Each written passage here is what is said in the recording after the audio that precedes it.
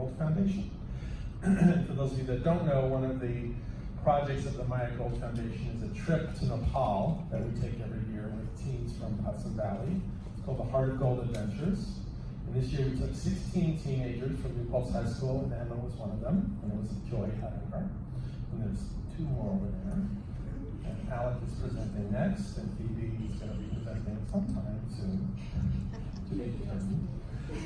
And the trip is a 2-week trip, and really it's a very immersive experience. It's an educational experience, cross-cultural exchange. And each of the, we call them youth ambassadors, each of the teens that go on the trip, one of the requirements, one of the sort of the parts of the contract that we had with them is that they come back to the community and share their experience. And we want them to share something that's meaningful for them. So we don't give them a topic, but each of the teams is also assigned a mentor, one of the adults that went on the trip, that will help them kind of work on their topic and develop their presentation. So this is Emma's presentation, and I'm sure it's going to be amazing. I actually had a sneak preview the other day at the library, and I know it's going to be amazing. And without further ado, I will introduce you to Emma DiValentino, who's going to talk about what does it mean to be a girl. And when she's done, there will be Q&A, and we're going to use the microphone for Q&A, so if you have a question, raise your hand, I'll come around with the mic.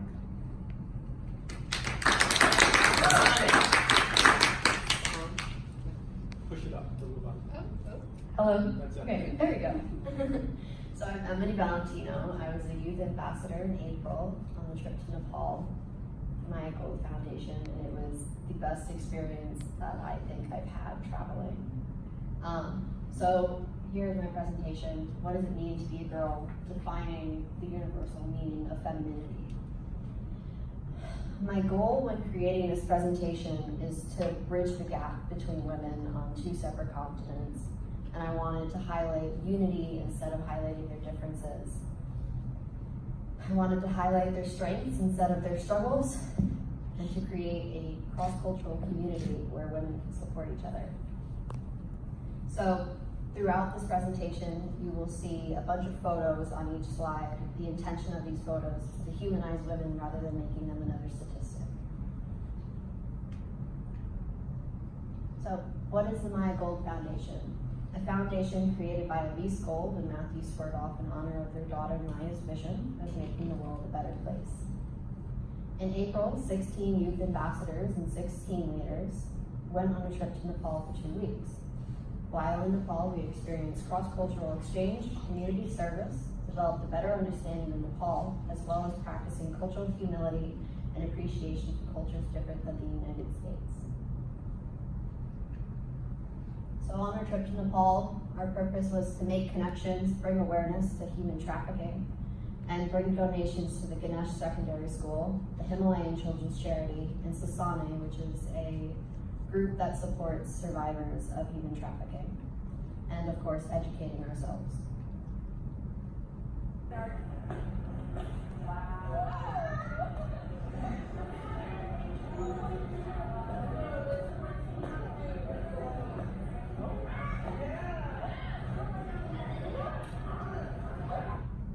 So, why this topic?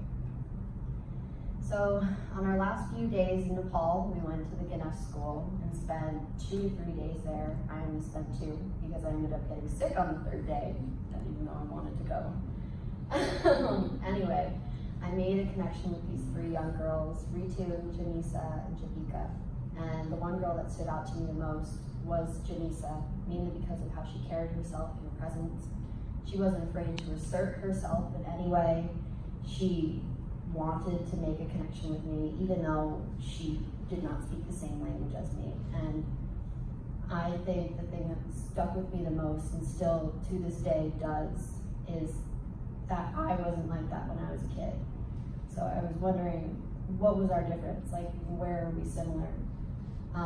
So she is and was my initial inspiration for this presentation, because I felt like I needed to do right by her and explain our connection. So, what is the value of women in Nepal? Profit. In some places where women are valued, which of course is already very rare in Nepal, their sale is might bring value to the family. Or there's no value. They're seen as burdens and they won't have the same life options or education as boys.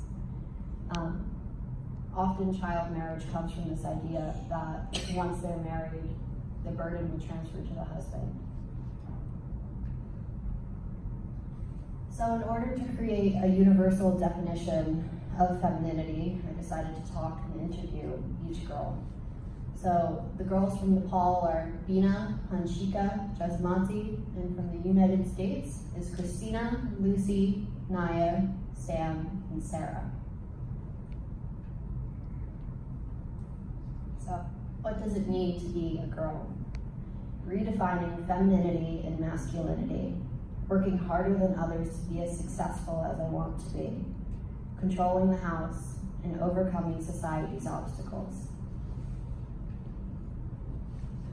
Jasmati says, no matter what phase of life, we play a role of superhero, whether it be to our parents, children, partner, and the world itself. Being a girl is more than a blessing. What I want to highlight here is how she is defining her own value. She is adding another option of what it means to be a girl. It isn't just profit. It's not no value. It's her own definition. Being strong, capable, independent, and valuable, even in a world that doesn't let us be so. Being connected through experiences and thoughts to millions of people that are somewhat like me. It's wanting equality and rights for ourselves. Is the media uplifting girls or harming them? How so? Uplifts, provides access to information, sparks a drive for equality, encourages parents to send their daughters to school, provides role models for young girls and young children, encourages confidence in some girls. Harms, body shaming, low self-esteem, unrealistic expectations of who they should be. How do you overcome the negative values of what it means to be a girl? Breaking stereotypes, joining male-dominated activities, and ignoring the negative things that people might say or think. Jasmati says, it is my own perspective and some influence from the great personalities Michelle Obama and Oprah Winfrey that helps me overcome negativity. Sam says, I feel as if you need to work your hardest because if you mess up or don't act confident, those people may think that it's just because you're a girl. What role models do you look up to and why? Ashley Flores, a self-made famous fitness instructor that promotes the idea of confidence and success without a man by her side. Women that are confident and able to take risks. Female political figures that are encouraging more women to join politics. Their mothers and their aunts for being strong, independent, outspoken, and powerful women. And myself, which I thought was my favorite statement, mainly because it's again assigning her own value in a world that is telling her to be something that she's not. And assigning value to yourself can change your own life as well as the lives of others. So it is the most important thing that you can do.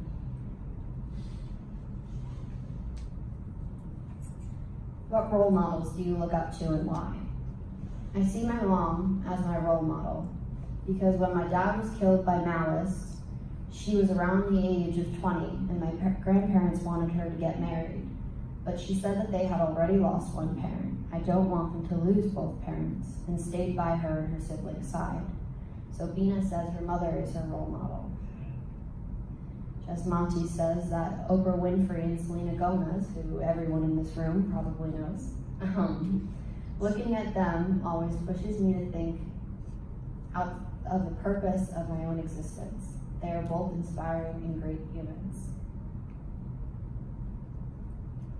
What needs to change in the culture of Nepal to be more supportive of women?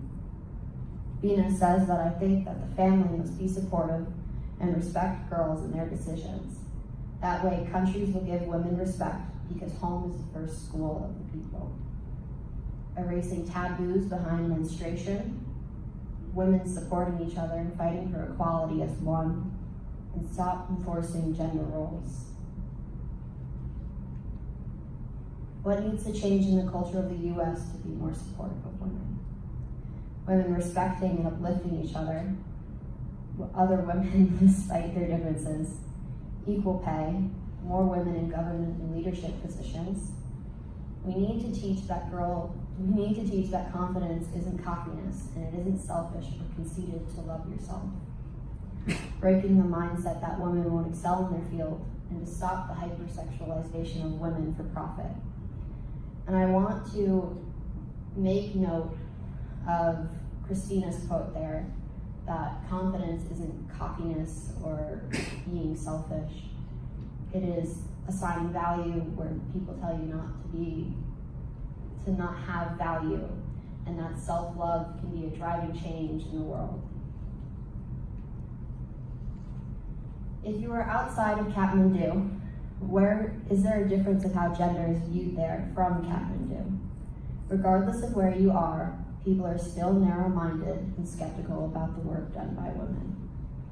Girls mostly focus on household chores instead of life skill training. In Kathmandu, there is gender diversity and a strong LGBTQ+ community. Women in villages or other parts of Nepal need permission from their fathers, husbands, and sons to do anything. Bina says, it used to be that girls were sent to government school and boys to private school, making girls do all the work and boys not doing much work. But now I see the change, like both go to private school and share the work at home. Jasmati says, we are binded by various do's and don'ts. In other places, girls do not have an equal chance to raise their voice against injustice or discrimination. Anshika says, it is normal to see people of all types in Kathmandu, but it can become a great deal in other parts of the country.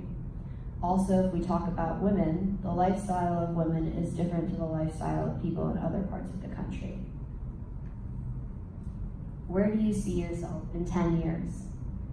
Environmental lawyer, police officer, poet, role model, teacher, forensic scientist, making the Forbes 30 under 30 list, women change maker, health manager, passionate, happy, driving change, duty, paying her parents, making the world a better place, being successful and creative. So, while in both cultures they're very different, one thing that is the same is that discrimination is universal. And it's pretty scary how deeply rooted and shockingly similar the roots of sexism are in both communities. But despite that, I want everyone here to remember that today's young women see themselves as a more positive vision of themselves and their future than ever before. And empowered women can, together can and will change the world and reclaim ownership of what it means to be a girl. All right, are there any questions?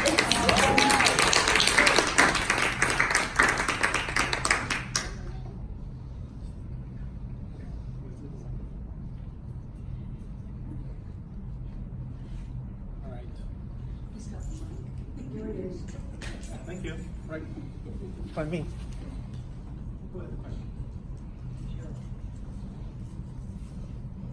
So Emma, that was amazing. Thank you so much. You know, your insights and your awareness at this age are so encouraging. And I have so much hope for the young women of the world, you know, because educating girls and supporting girls is really what's going to bring about some of the transformations I hope to see some of them in my lifetime. Carry on. But of all of this, you know, personally,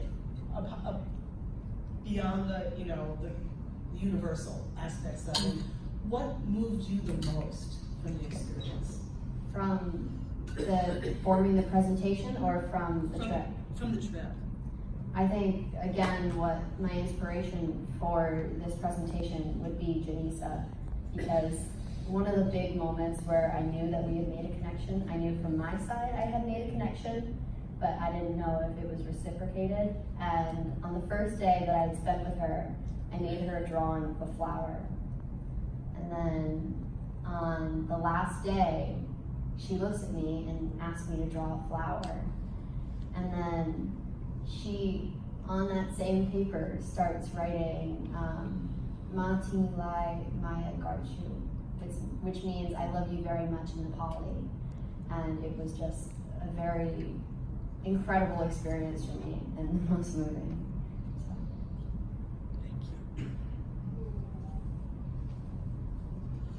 Any other questions?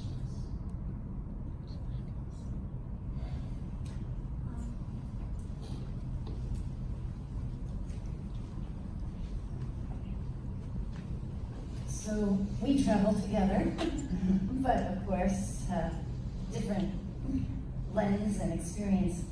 Jashuda, Jazz, the woman, Jessie Monty? yeah, that you interviewed. Was she the woman who presented to our group? Yes. Okay.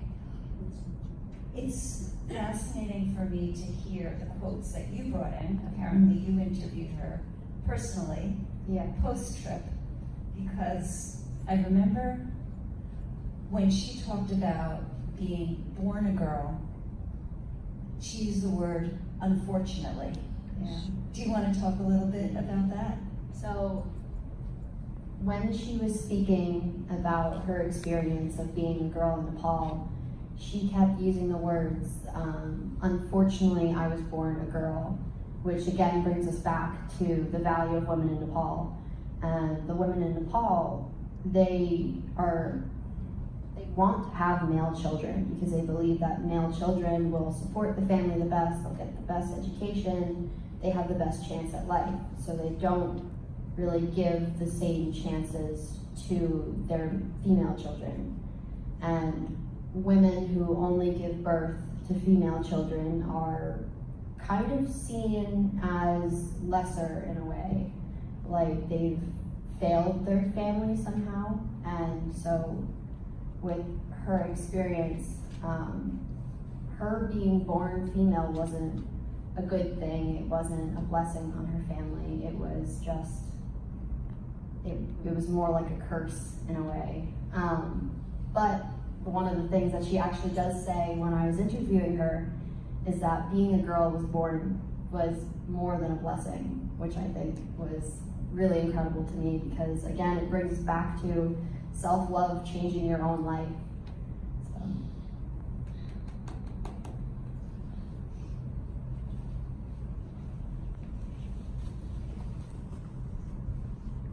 I just want to make a comment. It's not just in Nepal that women are undervalued. In Middle East, I was in a home once where my cousin had a boyfriend who was from Egypt, and when they were having lunch, she had to stand behind her boyfriend. She couldn't sit down at the table. She wasn't welcome because she was a girl.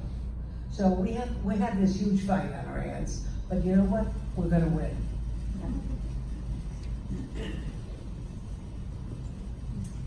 Any other questions or comments for Emma? Sorry. Okay. No, not sorry.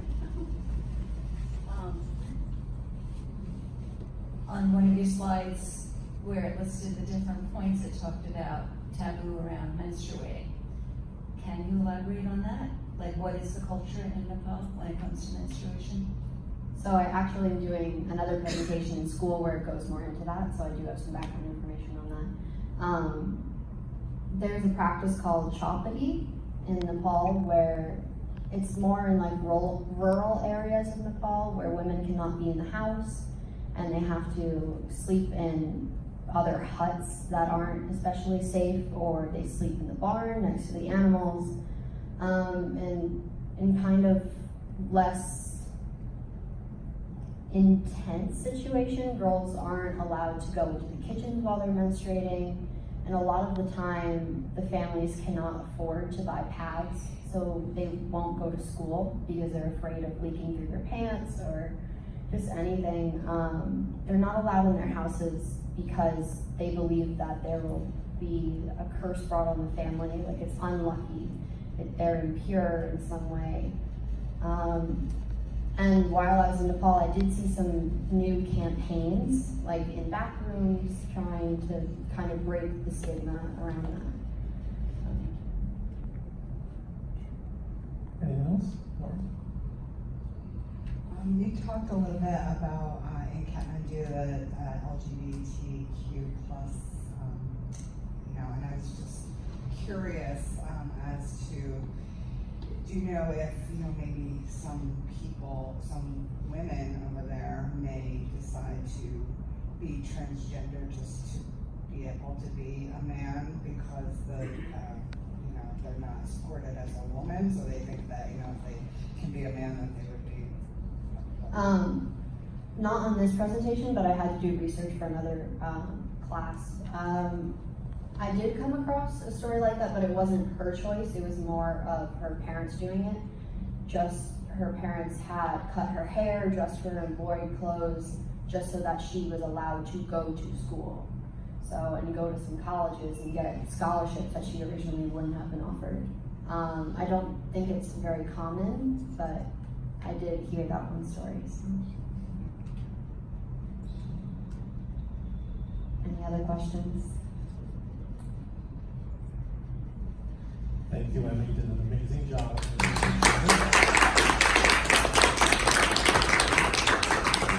I'm going to encourage you to stick around. We have 2 more presentations. At 1:45 is Alec right here.